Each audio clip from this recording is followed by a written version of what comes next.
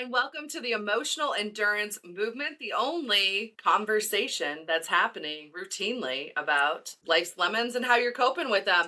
I'm Laurie Sharp Page, and this is my co host, Crimson McDonald, and we are feeling hot, hot, hot today. Literally Yes. hot, hot, hot. The joys of summer. It is the joys of summer. So, the next few weeks, you're going to hear us talking about coping with summer because that is our next webinar coming up is coping with the magical time called summer. And if you're currently existing in a state of summer, you know exactly how hard it can be to cope with. Today, we're going to talk specifically about the heat. Dun, dun, dun. Yeah, so, heat is a major issue in the world, and it's getting worse if you haven't noticed. So, let's talk about what does it mean to cope with heat, right? Yeah, absolutely. I do feel that we need to address that little lemon you dropped off, which is the fact that climate change and climate change anxiety can play a role in all of this. And while we're not talking about that specifically today, I do want to acknowledge it and validate it. And I think that would be a great thing for us to do a session on maybe in the future. What do you think? Yeah, I think so. And you don't have to believe it, but walk outside. But yeah, the That's all heat I'm going is to say. a very challenging thing to cope with. And we don't always talk about it or think about it that much. But when we're in heat, things can be quite differently challenging. Absolutely. So, let's just jump into it because I want to talk about the science about it, right? Because I've talked about this. Like, one of my superpowers in politics when I had my political life is that I stay extremely regulated in difficult conversations and challenging conversations.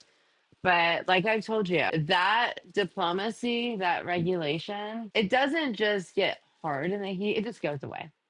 So my question to you is, why am I such an evil bitch in the heat? Like Well, evil, I mean. I love that you're like, my superpower is staying emotionally regulated in a climate controlled environment. Yeah, when everything's I think that's perfect. important. Yeah, I think it's important to know where are your triggers, right? And so one of your triggers is heat, and I'm here to tell you that most of us have this trigger, whether we want to admit it or not. We have been experiencing a heat wave over the Midwest this last week, the heat dome. And on several occasions, I found myself noticing the exact moment when me and my children were outside and we all started to get dysregulated because of the heat. And it happened multiple times this week, and I thought, well, that's very apt. But the science is really, really clear on this. So the first thing is that hot weather often ramps up our stress hormones. So even straight out of the gate, if you walk into a hot room, a hot environment, a hot day, we see that there is certain things happening within your hormones. There's a raise of cortisol, a raise in adrenaline, which can naturally drive irritability, impulsivity, and concentration lapses. When I was experiencing this with my kids this week, it was like so clear. I was like, oh, I can't focus on anything anymore. It is time for us to get inside. So, hot weather actually already is working in the background of your mind and body to set you up for, you guessed it, dysregulation. And in fact, we found that there are an increase of mental health emergencies at ERs and of violence and aggression when the heat goes up. We talk about the full moon analogy a lot, and there's research to support that around the full moon, some of this stuff shifts and changes for us too. But I don't feel like we talk a lot about the fact that like the heat could do the exact same thing. Well, it's kind of like the emotional endurance thing, in that we talk about the problem. Heat sucks, but like Mm-hmm. we don't have solutions, nor do we position it as it's hot and I can't cope. Right. But I feel like, I don't know, maybe it's because my bitchiness is like higher than most. But I just feel like we all need to give each other grace in the heat of summer because we're not at our best. No, we totally do. So heading into the heat dome, I was actually prepped in a way that like I wouldn't have normally gotten prepped. I wouldn't have been thinking intentionally about how I cope with the heat. And it actually made a huge difference. And the way it made a huge difference is I didn't just keep pushing myself through. Once I started to feel that shift, that like we were all starting to get irritated, overwhelmed, having difficulty focus, it was immediately like redirecting inside. Let's cool down. Let's get some ice. Let's get some cold drinks, or let's go to the pool, whatever it may be. So I feel like I was a lot faster at doing that. And because of that, I do think I navigated around what could have been some category 1 meltdowns at the park. I'm pretty pumped about that because if my kids were melting down in that heat, I would also have been melting down in that heat and it would have been tough. So, as much as it was hard to be like, all right, it's time to go, let's move along, I also felt like it was a much more balanced way for me to engage with my environment this week than I would Hmm. have if I wasn't paying attention to it. No, that's a good point. I mean, what is your best dysregulated in the heat story? Do you have like a good, memorable moment in the heat? I want to hear Oh, yours. okay. So, as you know, I like old cars, not like fancy old cars. Like, I don't like buying cars. I was driving my like 10-plus-year-old car that was worth less than my engagement ring. It was just ridiculous. I needed to buy a new car. But the air conditioner went out in it. I mean, I lived 4 minutes from where I worked, but the AC was out. So, for those not familiar with downtown Cincinnati, when it is red season, there's basically every other week, 3 or 4 days, we're getting out of downtown just sucks. Forget And it. the Yeah. reason it sucks is if you have to go down Second, right in front of Great American Ballpark, they stop traffic to let bystanders cross when they're like letting in or out of a game.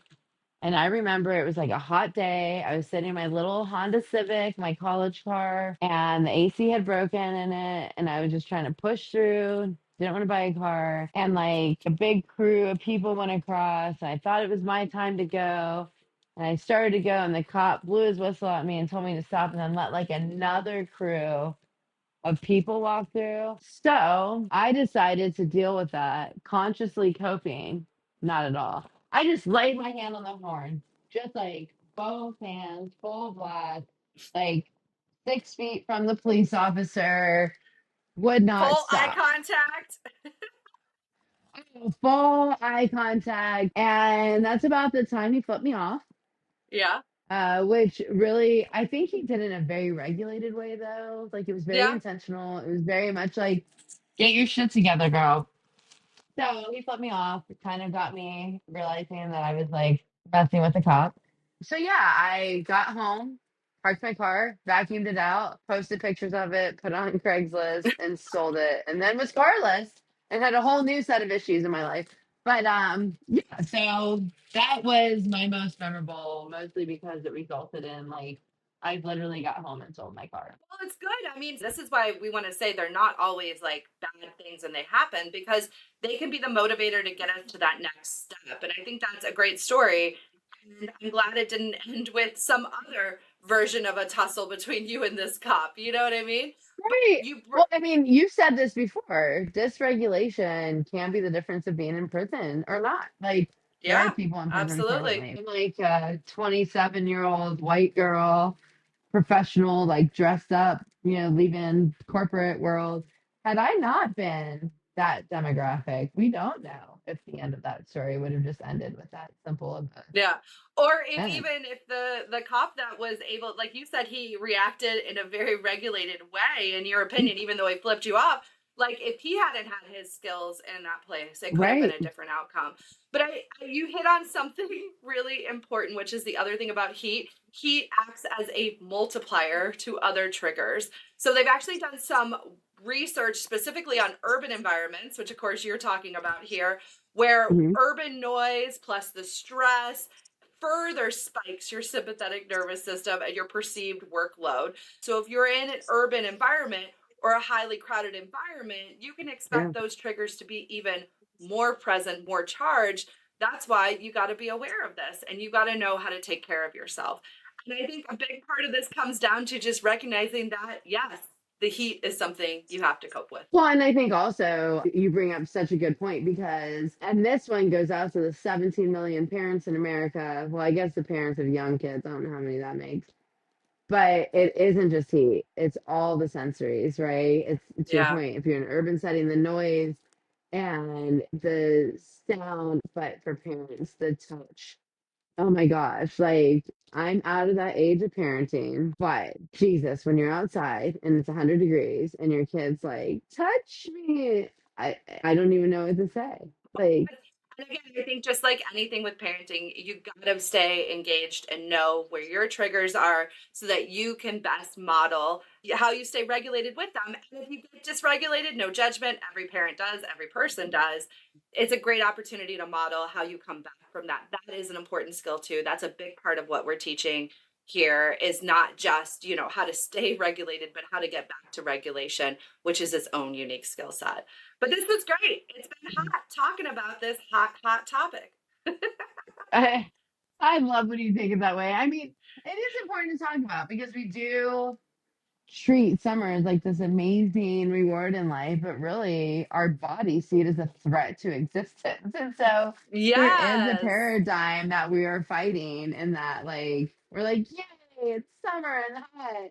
Let's go have fun. Our body's Yeah. like, are you trying to die? Like Yeah. what's going on What are we here? doing So, here? I hope everyone has a fantastic time trying to regulate their emotions in loud, crowded, noisy, needy kid environments because we all know that you're not at your best. So it's going to take so much more work. So to the people doing the work to stay regulated in this heat, good job because it's Good hard. job.